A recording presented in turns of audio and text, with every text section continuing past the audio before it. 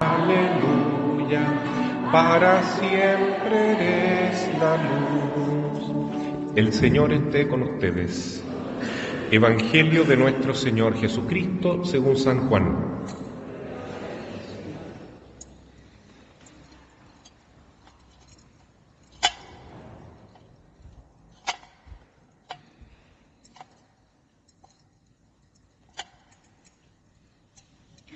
Se celebraron unas bodas en Caná de Galilea, y la madre de Jesús estaba allí.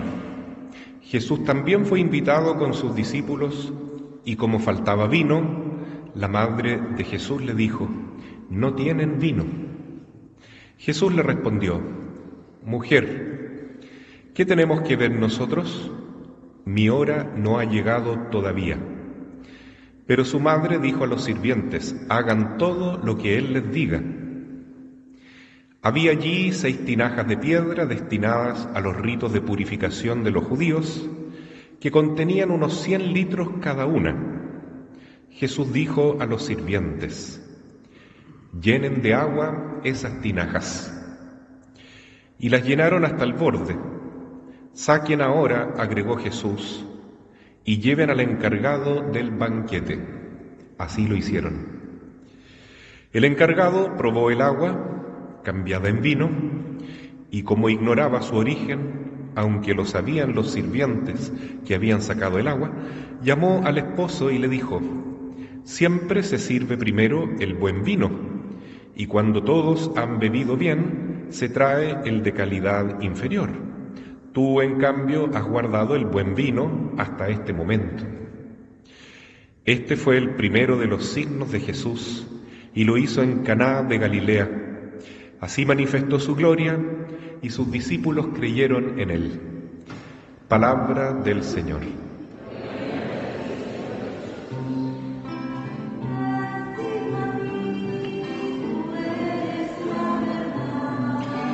Te sigo a ti, tú eres la verdad, Señor. Tenga la bondad de sentarse. Queridos hermanos, este Santo Evangelio nos retrotrae hacia la fiesta que acabamos de terminar, que es la Navidad. La Navidad es la manifestación de Dios, que se hace niño, que se manifiesta a todos los pueblos, que primero se muestra a los pastores, luego a los Reyes Magos. También en el tiempo de Navidad se celebra el bautismo del Señor, donde ahí se manifiesta más claramente que Él es el Hijo de Dios. Baja una paloma que refleja el Espíritu Santo y se escucha la voz de Dios Padre que dice: hagan todo lo que Él les diga, como en Tabor, pero en esta ocasión del bautismo dice: este es mi Hijo muy amado. Entonces se refleja, se manifiesta la Santísima Trinidad. Y ahora estamos en las bodas de Caná, que también es una especie de epifanía o de manifestación de la gloria de Jesús, porque dice el Evangelio de Juan capítulo 2, que en virtud de este milagro de cambiar el agua en vino, sus discípulos creyeron en Él. Eso es muy importante. Este fue el primer signo que hizo Jesús. Signo se le dice a los milagros, y es un signo para que nuestra fe aumente en Jesús, que Él es el Hijo de Dios, que es nuestro Salvador, que tiene poder no solo para cambiar el agua en vino, sino también tiene poder divino para cambiar el pan y el vino en la misa, en su cuerpo y en su sangre. Ese es milagro, sí que es grandioso, el milagro de la Eucaristía. Y también tiene poder y una misericordia infinita el Señor para escuchar la voz de María, que es nuestra intercesora ante Él, y que dice: no tienen vino. En este caso es el problema que está en la fiesta, en esa boda, no hay vino. Y en nuestro caso es que nos falta la gracia de Dios, a veces nos falta esa salud espiritual de estar en armonía, en comunión verdadera con el Señor. Entonces la Virgen se fija en ese estado espiritual que tenemos y ella pide a Jesús que haga algo, porque nos falta la gracia, nos falta el amor, la alegría de vivir, un sentido real para nuestra existencia, que es siempre amar a Dios, servir a Dios, unirnos a Dios. El vino en una boda significa, por lo menos para los judíos, la unión de la pareja, la alegría, la gracia y sobre todo el amor que une al esposo con la esposa. Entonces, en este caso algo sucedió, pero faltó el vino y eso era responsabilidad del esposo. Porque fíjense el detalle que dice el Evangelio de hoy. Dice que cuando el maestre Sala, es decir, el encargado de la boda, probó esa agua que Jesús había convertido en vino, llama al esposo y sin saber que había ocurrido un milagro, le dice, mira, todos los esposos primero colocan el mejor vino y cuando ya están todos medios borrachos, ya entonces coloca el vino malo para que nadie se dé cuenta. Bueno, no es necesario emborracharse en una fiesta en todo caso, para pasarlo bien. Pero en este caso le llamó la atención eso, ¿no? Que todos los esposos hacen eso. Entonces, ¿quién es el encargado de colocar el vino? El esposo. Bueno, es justo que en las labores domésticas se dividan las tareas, ¿no? La esposa se encarga de algunas cosas y el esposo se encarga de otras. Y todos tienen que colaborar para que el matrimonio funcione y la familia salga adelante. Pero en las bodas es el esposo el que coloca el vino. La esposa se preocupa de tal vez miles de otros detalles junto con sus parientes y amigos. Y el esposo tenía que colocar el vino y no había vino suficiente. No sabemos la razón. Entonces no es casualidad, queridos hermanos, que Jesús haya colocado el vino. Jesús colocó el vino, hermanos, y colocó mucho vino. Cuando la Virgen le dice, no tienen vino, entonces él llama a los sirvientes y les dice, llenen esas tinajas de agua. Eran 6 y cada una contenía 100 litros. Entonces imagínense una fiesta con 600 litros de vino. Bueno, así fue el milagro que hizo Jesús, porque todo lo hace en grande, todo lo hace con amor infinito. Y entonces, ¿y por qué? Porque la Virgen se lo pidió. No tienen vino. Entonces de ahí sacamos una primera lección. La Virgen intercede siempre por nosotros. Y todo lo que Jesús nos quiere entregar es a pedido de nuestra Madre. Y todo lo que Jesús nos da es por medio de María. Por eso la llamamos a ella medianera de todas las gracias. Y también es nuestra abogada ante Jesús, la que intercede por nosotros.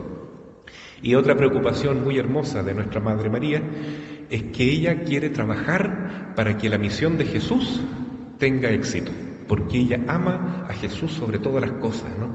Para ella no es solo su Hijo, es su Dios, es su Creador, es su Redentor. Entonces ella intercede, interviene para que los discípulos crean en Jesús y les dice a ellos, hagan todo lo que Él les diga. Lo mismo que dice el Padre Dios en el Monte Tabor, escuchen la voz de mi Hijo y hagan lo que Él les diga. Y la Virgen dice lo mismo a nosotros, que somos sus hijos también, porque ella es Madre de la Iglesia. Hagan todo lo que mi Hijo les diga. Seamos obedientes a Jesús. ¿Se fijan cómo la Virgen intercede, ¿no? Por ambos lados. Es medianera entre nosotros hacia Jesús y de Jesús hacia nosotros.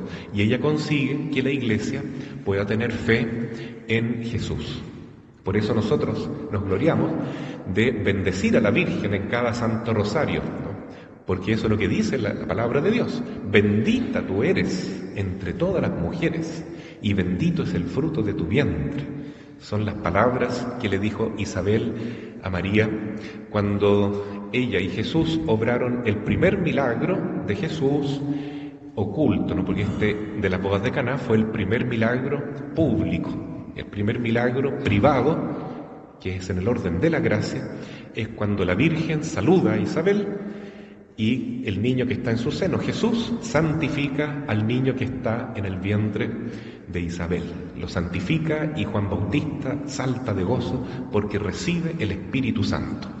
En conclusión, el vino que nosotros estamos reflexionando ahora, ¿no?, de la boda, significa las gracias de Dios, significa el Espíritu Santo, que no nos debe faltar. Eso es lo que un cristiano busca sobre todas las cosas, ¿no? Es importante que primero siempre veamos las cosas básicas de la vida, ¿sí? Que no nos falte el pan, que no nos falte la salud, que no nos falte la vida de la familia, el trabajo, los amigos, una buena relación con la comunidad, un propósito para vivir, una profesión, un trabajo que haya dejado una huella en este mundo.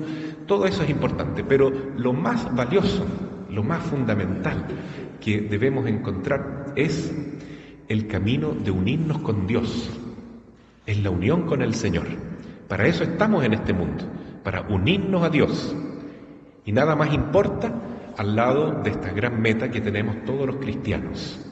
Por eso es muy significativo, queridos hermanos, que este primer milagro haya sido en una boda y que Jesús haya puesto el vino, porque lo que quiere decir es que Jesús es el verdadero esposo. Jesús es el esposo. Eso ya estaba profetizado en el Antiguo Testamento cuando se decía que la mejor imagen de Dios y su pueblo, de Dios y la iglesia, es que Dios es el esposo y la iglesia o el pueblo de Dios es la esposa. Es increíble, pero eso dice la primera lectura, ¿no?, del profeta Isaías, y hay muchos otros textos del Antiguo Testamento, como el Cantar de los Cantares, Ezequiel y otros, ¿no? Entonces, así dice la palabra: como un novio se casa con una virgen, así se casará contigo el que te creó, tu creador. Qué impresionante, ¿no? Dios se casa con la iglesia. Y es así. Jesús es el Hijo de Dios, es Dios eterno, que se casa, se une con la humanidad. Cuando primero se encarna, toma la humanidad. Entonces se une la divinidad con la humanidad. Pero no solo se queda en eso. Jesús quiere unirse con todos nosotros. En cuanto nosotros somos la iglesia, Él nos ama a cada uno de nosotros. A cada uno de nosotros nos dice el Señor hoy día que contigo se casará el que te creó. Como la esposa es la alegría de su esposo, así serás tú la alegría de tu Dios. Qué bonito. Es el signo que Dios nos coloca. Unirnos con Dios de tal manera que podamos gozarnos eternamente y ya en este mundo de la alegría de estar con Dios, el único que nos puede dar la felicidad verdadera. Y en esa felicidad, ¿no es cierto?, se produce el amor que le da sentido a la vida. Y el amor entre los esposos siempre lleva a la fecundidad, es decir, a que nazcan los hijos. Por eso también es muy interesante que en este Evangelio de Juan, capítulo 2, cada palabra es un detalle con una profundidad espiritual y teológica tremenda, ¿no? Cuando Jesús le dice a la Virgen: mi hora no ha llegado, a pedido de ella, ¿no tienen vino? ¿Qué significa eso? Mi hora todavía no llega. Es que la hora de Jesús es la cruz. Esa es la hora de Jesús. Es la hora en que Él verdaderamente se convierte en el esposo y entrega su vida por la iglesia, por nosotros. Se sacrifica por nosotros, ¿no? Y derramando su sangre divina, Él conquista a su esposa, la iglesia, y nos hace a todos participar de su divinidad. Entonces, de su corazón abierto brota el agua, que es en nuestro bautismo. Brota la sangre, que es la Eucaristía. ¿Cómo nos quiere el Señor? Un esposo verdadero cuida a su esposa, la protege, le suministra todo lo que necesita ella y el resto de la familia. Es un esposo contenedor, que contiene a su familia, que no dice: ya yo me gané mi sueldo y hago lo que quiero, me voy con mis amigos a pasarlo bien. Ese no es un verdadero esposo. El verdadero esposo es el que se preocupa de su familia, ¿no? Y así es la recomendación de San Pablo en Efesios capítulo 5. Maridos, amen a sus mujeres. ¿De qué manera? Como Cristo amó a la iglesia y se sacrificó a sí mismo por ella. Entonces, ya no más pensar que la prueba del amor es eso que todos saben, ¿no? La verdadera prueba del amor es sacrificarme por la persona que amo, como Cristo se sacrificó por nosotros. Esa es la verdadera prueba de que yo quiero el bien de mi amado o de mi amada, de mi familia. Jesús es esposo, no porque quiera, necesitar algo de nosotros. Bueno, Él también necesita nuestro amor, pero primero porque nos ama, porque Él quiere darnos algo, quiere compartir con nosotros algo muy importante, que es su propia vida, su perdón, su amor, su sangre, y que todos seamos felices en esta vida familiar que tiene Jesús. Jesús nos hace parientes de Dios. Claro, Jesús es el Hijo del Padre Eterno. Y entre ellos está el Espíritu Santo, que es amor. Pues bien, en la hora de Jesús, cuando Él se convierte en esposo de la Iglesia, en la cruz, todos nosotros nos transformamos, o tenemos las puertas abiertas al menos, de convertirnos en hijos de Dios, miembros de la familia de Jesús. De tal modo que Dios también es nuestro Padre, Jesús nuestro hermano, el Espíritu Santo es ese vino nuevo, es esa alegría, esa gracia que brota en el corazón del cristiano que verdaderamente se ha encontrado con Dios y que ha dejado todo de lado, especialmente lo que lo aparta de Dios, cualquier vicio, cualquier situación o acontecimiento que pueda dificultar esa relación que debe haber entre los esposos. Hemos tenido 2 matrimonios este fin de semana y llama mucho la atención que cuando el esposo le coloca el anillo a la esposa, a veces le cuesta decir, te prometo amor y fidelidad. A veces a la esposa le cuesta decir fidelidad. ¿Por qué? No sé si tal vez porque la palabra es un poquito complicada y traba la lengua, ¿no? Fidelidad, ¿no? ¿Será eso? Porque dicen, te prometo amor y felicidad, ¿no? No le dice uno, no diga eso, diga de nuevo, fidelidad.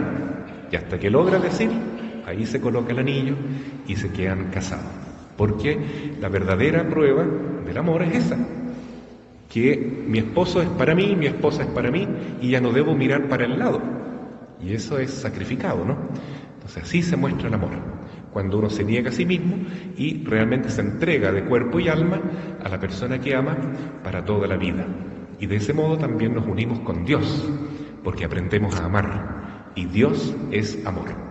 Así es que nos alegramos hoy con este santo evangelio que nos muestra que el amor humano es algo que Dios creó y que es algo hermoso, pero que debe ser santificado con el sacramento del matrimonio. Así sea. Amén.